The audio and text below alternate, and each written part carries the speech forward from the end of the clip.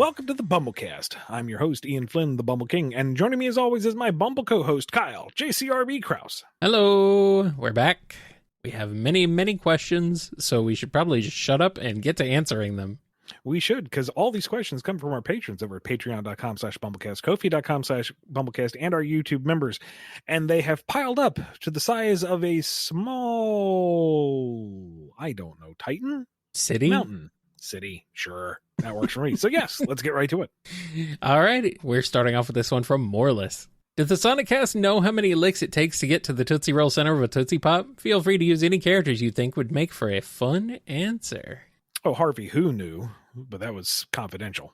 I mean, yeah, he literally said it. Does Night the Owl know? I think he might have investigated here and there, but Who swore him to secrecy. Okay. I'm wondering, I don't know, is it weird? Would it be bad to say if all the owls knew the answer? The Great Owl Conspiracy. Maybe that's what it is. Does Vector figure it out? He came close, but he was given the option to either let it go or find out how many shots it takes to get to the center of a crocodile. Let it go, huh?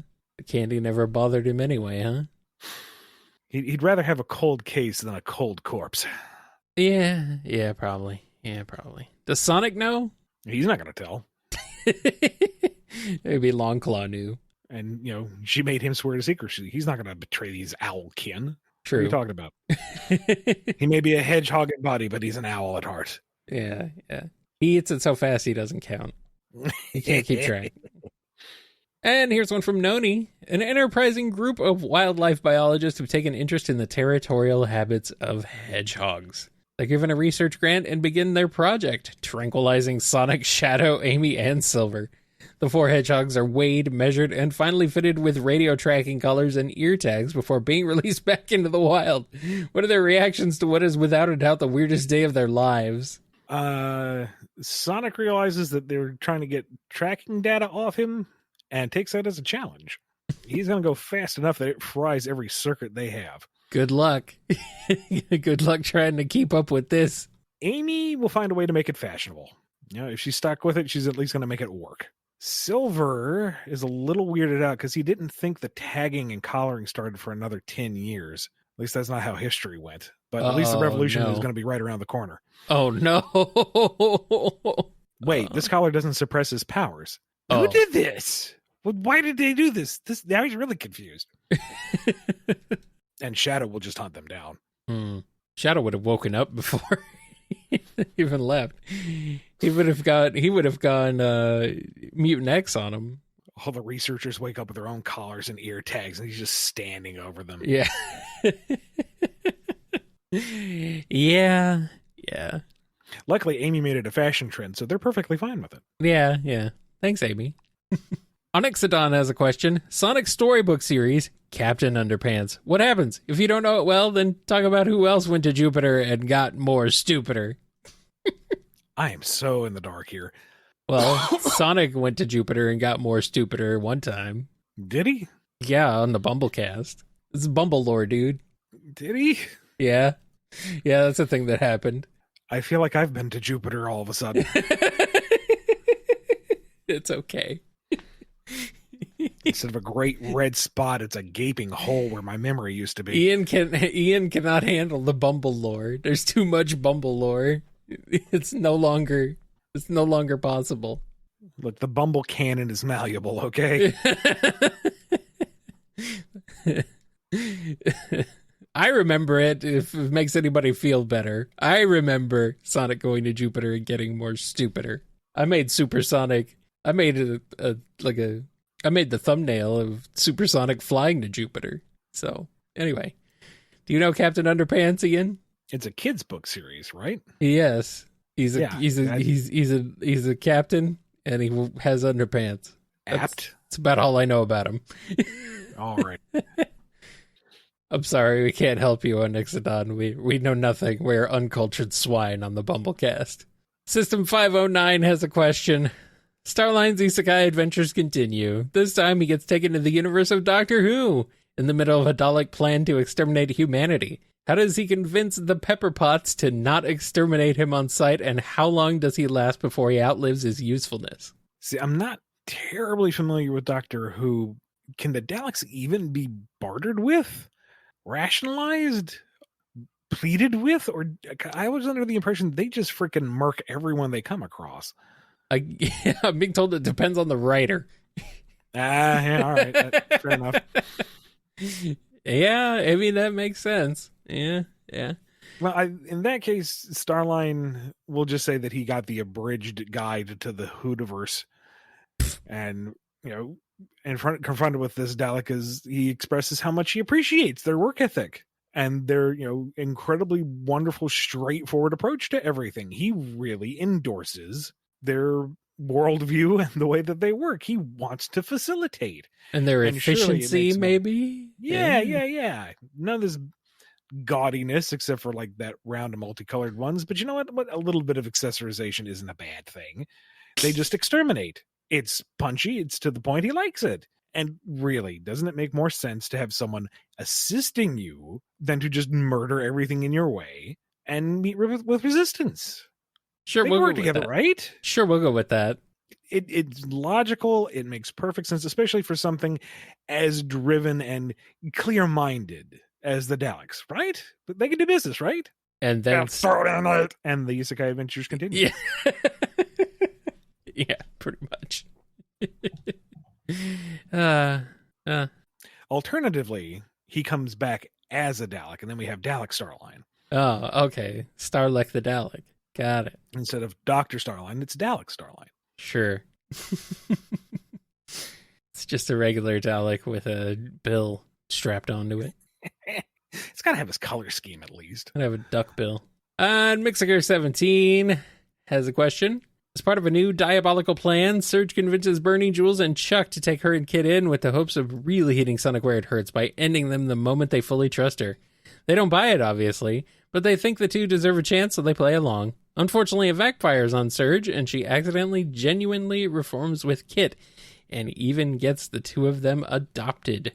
For reals. What did each family member do to help them out? Which family member do you think ended up doing the most to get them through this in this case? And how do the new sibling shenanigans go between Sonic and Surge, especially when they end up having fights for who's the favorite child for bragging rights to mess with the other? And both end up losing to Tails and Kit.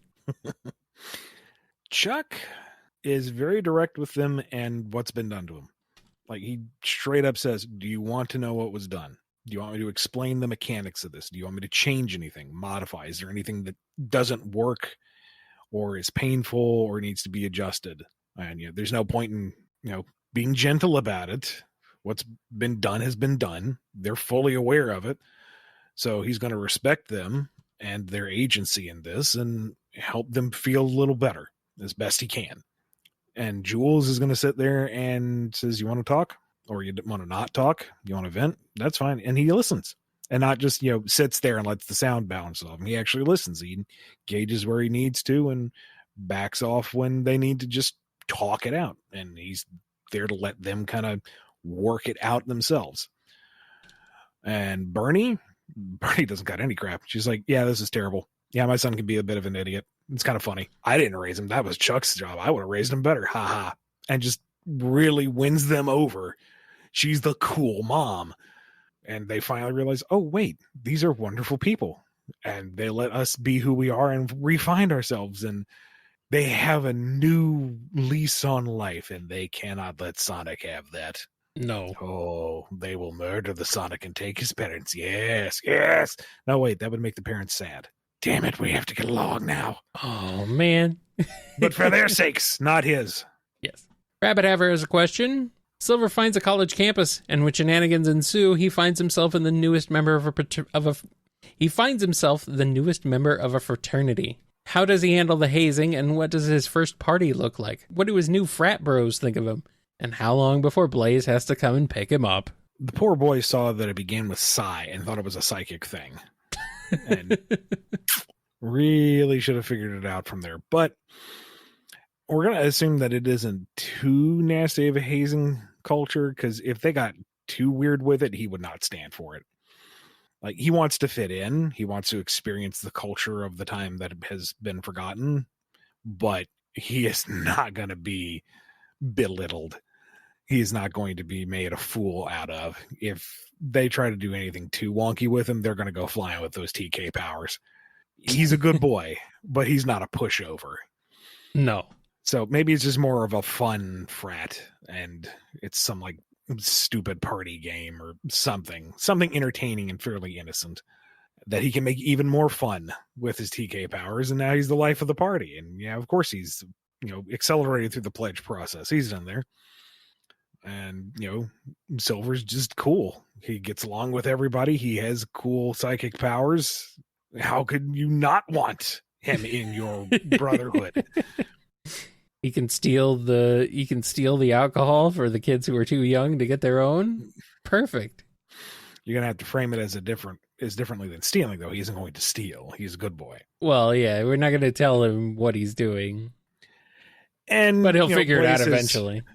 Blaze has heard the story. She's deeply concerned, and so she's going to bring him back before anything gets too bad. And she finds out that she's not only is he cleaning up the lawn the morning after, he's making sure everybody else contributes. He's found a place. He has new friends. He's actually making them reform a little bit to not be entirely just a party house. He's a good influence. Maybe she'll just let him stick around for a bit. What harm could it be? That makes sense. Mancoy has a question. In Sonic Adventure 2, at the end of Metal Harbor, Sonic has to ride on a missile launched by Gun. Obviously, the real reason for Gun launching what looks like an ICBM is rule of cool, but if you had to come up with an in-universe reason, what would you decide Gun was firing at and why?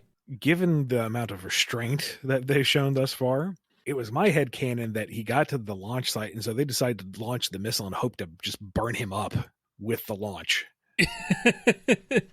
Like they set it off just for the hopes that the fire would catch him, and instead he's riding it out, and they're like, okay, well, maybe it'll blow up somewhere and take him out with it, and he jumps off, and it's like, oh, we wasted a missile. There you go. I mean, that I can see them doing that, something stupid like that. Where does it go? Did they just blow it up in the atmosphere? Like, what the heck did they do? When Sonic jumped off and their plan to kill him by proxy failed, they just stopped monitoring it. It may still be out in orbit somewhere. Who knows? Maybe. Well, I hope so, because otherwise it would have come down and probably caused some serious damage somewhere. I mean, after Eggman blows up the island, they're like, oh, at least this base survived, and here comes the missile.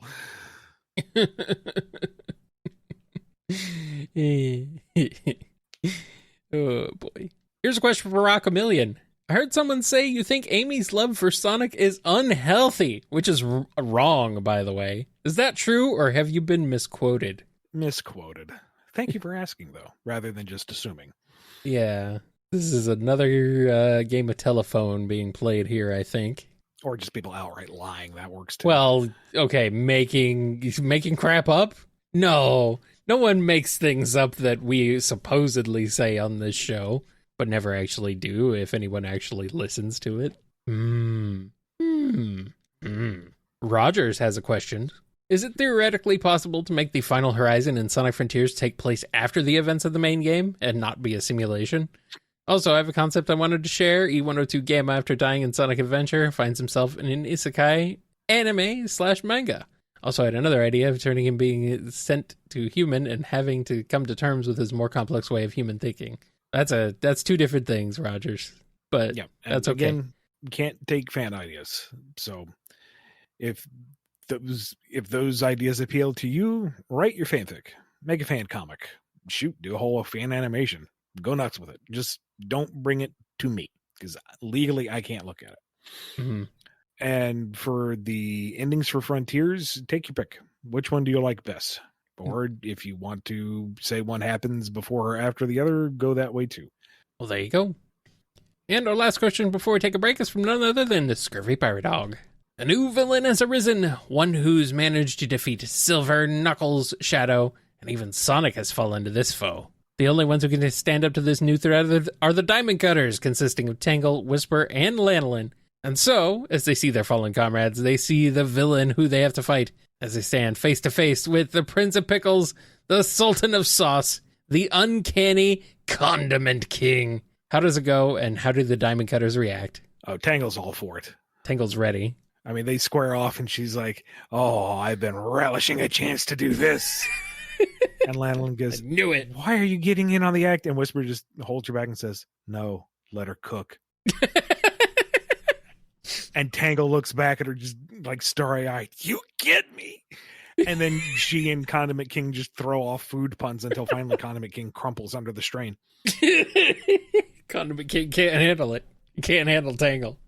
Nobody can handle Tangle, to be fair. Except Whisper, apparently. And then finally Tangle ends the fight by serving up a big old knuckle sandwich, which was his just desserts. and actually, that's it. She's all out of puns. That's it. It's over. A good thing she finished the fight. Yeah. You've got to muster the strength to defeat him. There was no way he could catch up. No. Oh, man. This is kind of adorable. I would love to see this. Oh, boy. He's been served. Let's take a break, and we'll be back with more BumbleKast.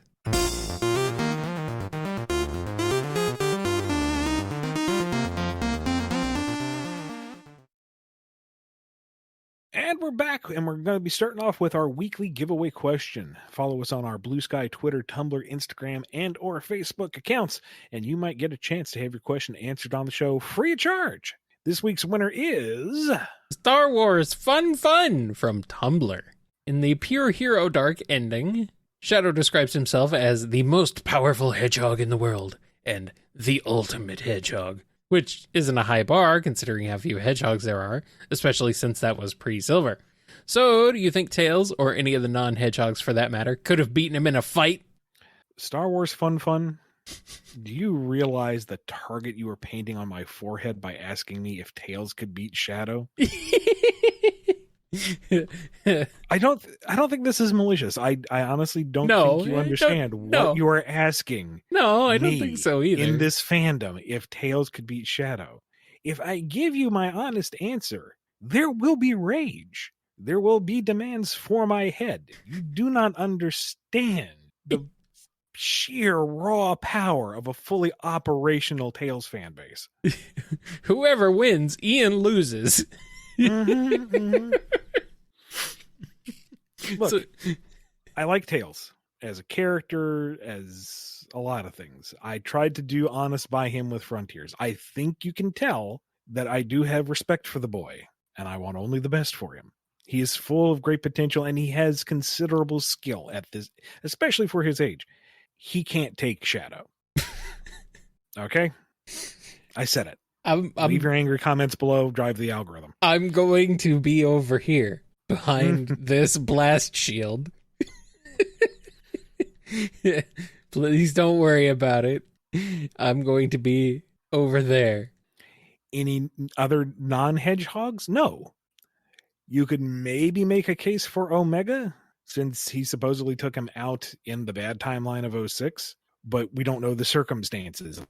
Shadow took the L for the sake of his robot friend ? But Sonic and Shadow are the apexes. There's a reason why they are the bestest of the best. Okay, maybe Blaze. Blaze would at least give him a run for his money. Oh, Blaze could take him. Easy. Come on. No, not easy. Easy. It would be a fight. It'd be a dirty fight. Oh, that'd be a nasty fight. Oh, no. She would take him. You know that Knuckles is my boy. Yeah. I have been a Knuckles stan since 93. 94. Even before then. I knew he would be a legend even before then. Okay. Trust me on this. Okay. You invented Knuckles. That's right. I did. That's why he's so cool. No, you just wish you did. I do. I really do. Even he can't take Shadow. Okay? That's coming from me, the guy who would want Knuckles to turn him into a smear on the floor. He can take Knuckles. Knuckles could take him. You can take It him would on be you can take him on a nice day out. Anyway, could you take Shadow? Oh God, no! Like, I'm a speed bump he runs over on his way to take on an actual threat. I don't even know if he notices. Well, you know. Soccer Cot has a question. A Mobian music manager tries to create a musical supergroup similar to ABBA, consisting of Sonic, Amy, Knuckles, and Rouge. How does that play out? Do they sell many records? This is an interesting lineup. Can any of them sing? More importantly, can any of them harmonize? Maybe Amy can sing. Rouge, maybe. I don't know if the personalities would work. I don't know if Sonic and Knuckles or Knuckles and Rouge can get along long enough for the show to go on. There might be too much friction there. Yeah, I don't know. Although now I'm imagining the band being called ABBA. ABBA. Why'd the band called be? Why would their band called be ABBA? Here's a question from Sonic Swordfighter. What would the best way to woo Mephiles into falling in love with you? I'm assuming they meant what would be the best way to woo Mephiles into falling in love with you. This is assuming Mephiles is capable of love. I don't think it is. I think he's just a shadow demon of pure evil, but I don't know. Given the opportunity and you invite him into your heart, he will quite literally take you up on that opportunity and you'll be fused into one horrible, twisted shadow monster. And really, that's what everyone wants in the end, isn't it? I suppose. I guess. I don't know. Why does anybody want to love Mephiles? I don't understand this, Ian. I don't understand how people love Sephiroth either, so. I mean, other than the fact that he is very pretty. Well, okay, if we're going to compare the two, at least Mephiles has like the Dan Green voice and a personality. You know, Sephiroth's voice in the remake is pretty good. It's all right. Granted, it is just, you know, the guy who currently plays TV Superman, but, you know. That one stupid winged, lopsided pretty boy. Put on a shirt. No, I refuse. Tetsuya the Wise has a question. Personally, one of the ways I determined if a piece of media will stick with me or not is if it can get me to shed a few tears. So my question is, what are some moments from media that have gotten you to do that, be it through sadness, joy, or even earth-shattering disappointment?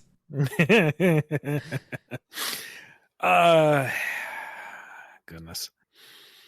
I know I've brought it up on the show in the past, but the end of Halo Reach, where your team has been dismantled bit by bit, and you are on Reach in its final hours, and your final mission objective is a Spartan never dies, and it's just you alone. And you know you're alone. You know there's no coming out of this, and you just fight for as long as you can.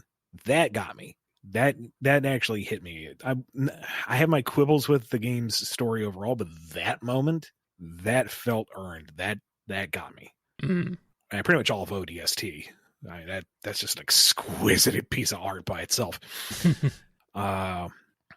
The entirety of Full Metal Alchemist, I mean, the emotional roller coaster that is, and just the exhilarating ending as it all comes together.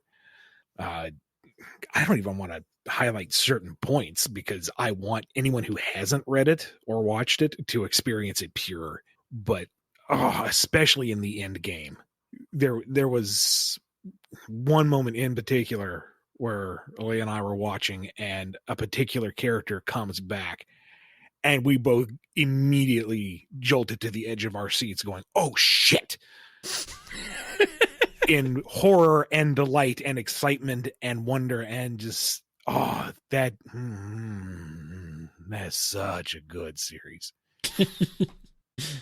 Man, I have lots of problems with Mass Effect 3, but all the outcomes to go with Morden, every single one of them, whether it's good or bad, those got me. Especially if you go the more renegade route and you kill him and you cover it, and Garrus asks about it, and you can choose just not to answer.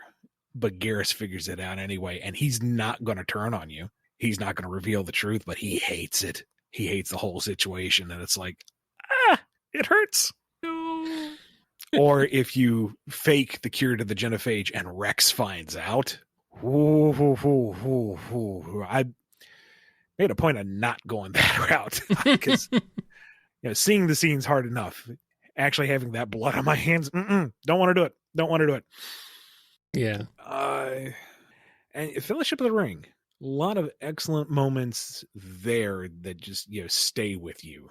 And in particular, I feel like when I watched the theatrical version, didn't have a lot of love for Boromir. I felt like, okay, he got his comeuppance. At least he went out on good terms. Watching the extended cut, though, which I feel like actually gives you context for why he's turned and what is at stake for him, gives you an idea of who he is. Then when he gets taken out, that's when the manly tears came. Mm-hmm. He was always a hero. Oh man, poor Sean Bean. He could never live through a movie. That's why I cried. He could never live. He's not allowed. And you know what? This is with nostalgia goggles firmly strapped on. Yeah. But the fireside scene in the original Ninja Turtles movie. Dude, that's still really good.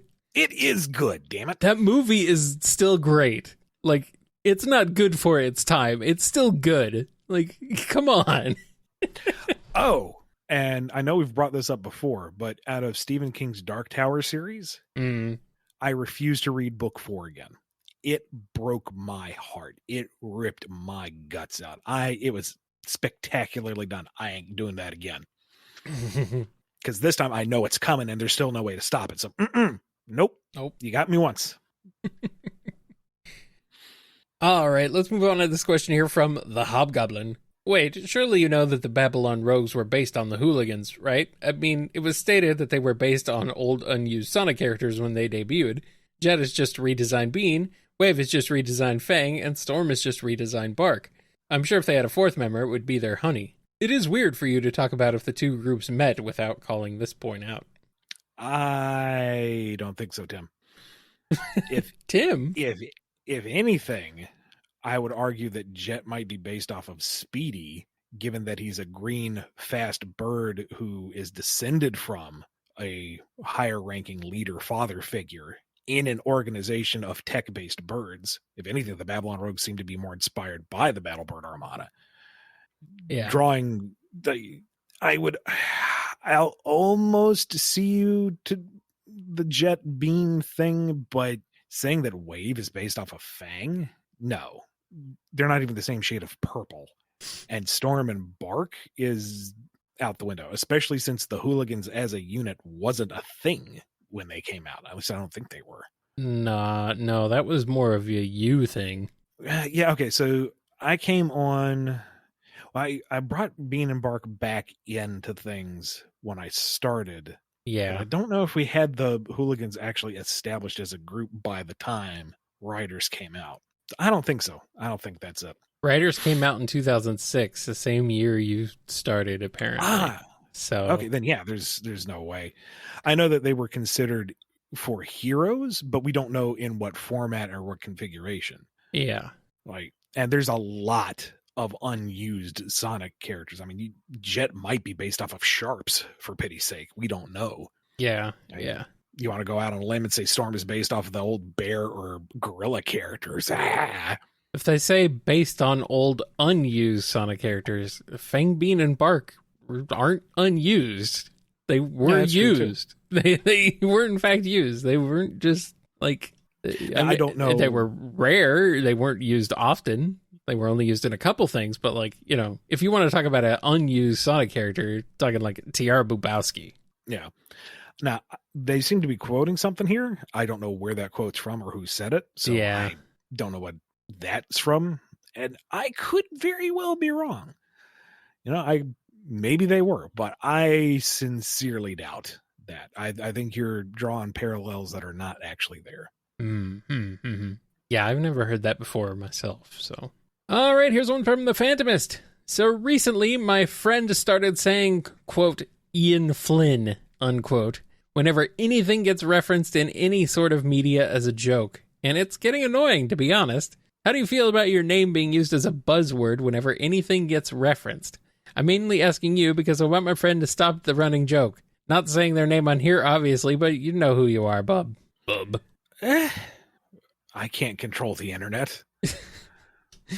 And if I'm going to be turned into a meme, I guess that's one of the least offensive things that could be memed. So, your name? Well, in reference to things being referenced. How dare things make reference to references to things that happened previously? That's totally just an Ian Flynn thing. That's not a thing anybody does. I am a little disappointed that there is a small group of folks who think that's all there was to Frontiers, or those who haven't played Frontiers think that's the main driving force of the narrative, which it's not. No, it is not. Not in the slightest. But, again, you can't control the internet. You can't control people's bad faith takes. So, yeah. And if your friend is doing this to the point where you have expressed being tired about it, I think they're only saying it just to get under your skin. Sounds like it. So either, be direct with them and say, okay, it's worn out, it's welcome. You're kind of annoying with me with this now, and see how they respond. If they keep it up, then they're a bad friend. So move on. Mm-hmm. You hear that, Bub? You're on thin ice. You need to treat the Phantomist better. Tell them you're being more annoying than Ian Flynn. Well, let's not go too far. Let's not say things we can't take back. The cyberspace Coco has a question. Starline does another big isekai thing. Now he's in a box canyon in the middle of nowhere. What side does he join, red or blue? What leader does he latch onto, Sarge or Church? And what does Starline think of his new best buddy, Michael J. Caboose? Well, while I think he might sympathize with Church's lack of patience with so many things, Sarge is a big, bombastic, mad scientist. Who do you think he's going to latch on to? Yeah, pretty much. Excuse me, are you telling me you took the corpses of your soldiers and moved them into android bodies? You got that right, boy. I want to enlist. This is all he wants. This is his dream. And he's only befriending Caboose to see if he can somehow get control of O'Malley. Yeah. Boy, it's weird that this episode has resulted in 2 answers related to Halo. Hey there, duck fella. What do you want to call this new Jeep? Chupa thingy. I like it. It has a ring to it. Chupa thingy? Don't maybe explain the joke here, dude. I will be here all day telling you like the first full season of Red vs. No. Blue. I know. I get the joke. Yes, I was there. I've seen I've seen RVB. I'm not sitting here. Okay. I'm just saying chupa thingy because it is a you just funny seem very word. Earnest in your confusion. It's just a funny word. It's like it it's so weird. Oh man, Red versus Blue nostalgia. Church, you need to meet my new friend. He is a talking duck man. He has very stylish hair.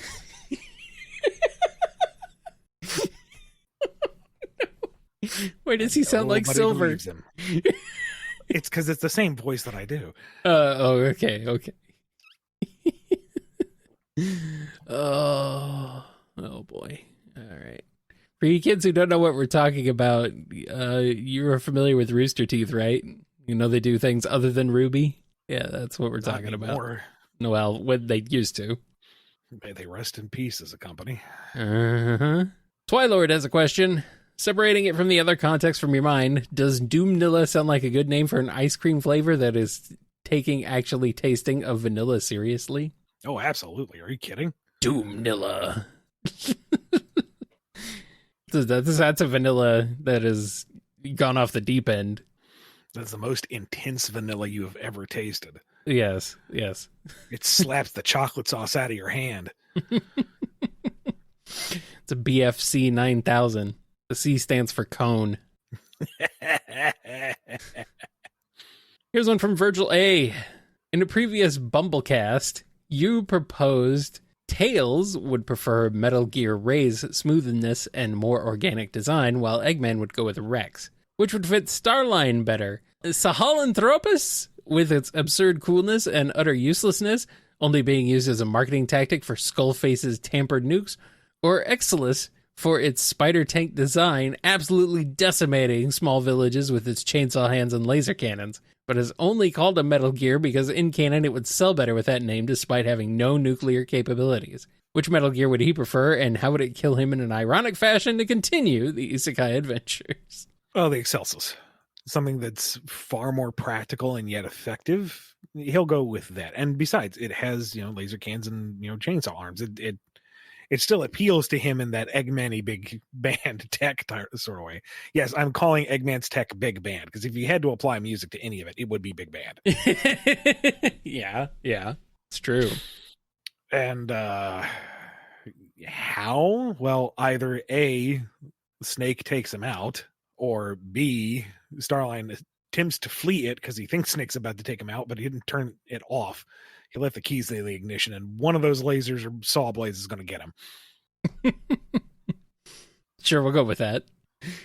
The Excelsus was being piloted by a duckbill platypus. I wonder how it tastes. Of course he would. Snack eater. Vineclad has a question. Do the islands shown in Sonic Origins and Superstars have a collective name? If not, what would you suggest, if Sega asked, to name this archipelago? The Sonic Origins islands aren't necessarily actually grouped together. That's just a convenience for the menu. At least I don't think they are. And then everything that is in Superstars is part of North Star Island. They do kind of look like they're separate islands, maybe, but that again might be just for the benefit of the menu. I don't know if that's supposed to be indicative of the landmass. All right, we got one last thing. It's from Spoiler 1001. Hi, I'm on a bit of a Shakespeare kick at the moment. Could you read this as big? Oh, I'm going to read it as big. But I'm going to do it legit. Do it. I'm going to try to keep a straight face, because darn it, doing this as big is going to be hard. Friends, normies, countrymen, lend me your ears. I come to bury Froggy, not to praise him. The evil that men do lives after them. The good is off interred with their bodies. So let it be with Froggy. The noble Miles hath told you that Froggy was ambitious. If it were so, it was a grievous fault. And grievously hath Froggy answered it. Here, under leave of Miles and the rest. For Miles is an honorable man. So are they all honorable men. Come I to speak in Froggy's funeral. He was my friend, faithful and just to me, but Miles says he was ambitious. And Miles is an honorable man. He hath brought many captives home to Mobius, whose ransoms did the general's coffers fill. Did this in Froggy seem ambitious? When the poor have cried, Froggy hath wept. Ambitious should be made of sterner stuff. Yet Miles says he was ambitious, and Miles is an honorable man.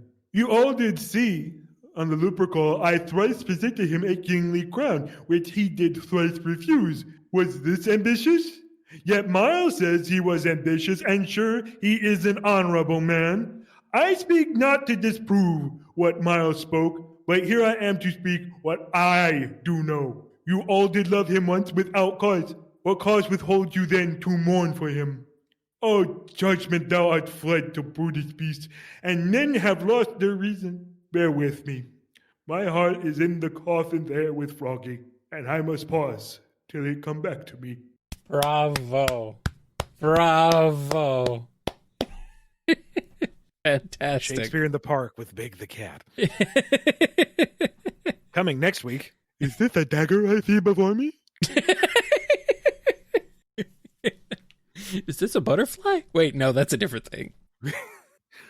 To die, to sleep, perchance to dream. This Sonic storybook got weird.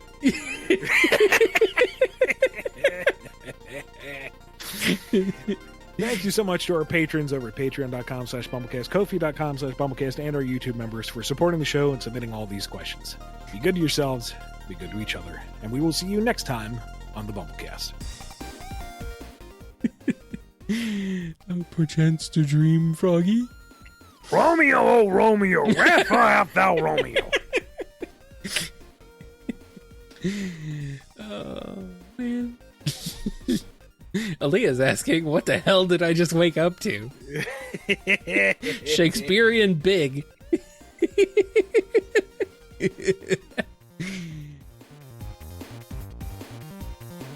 You've been listening to the BumbleKast, a co-production of Bumble King Comics and the KNGI Network. Original theme music composed by Ken Coda Snyder. Remixed intro by T-Lopes. Find out more information, along with podcast feeder links, MP3 downloads, and more at bumbleking.com and kngi.org.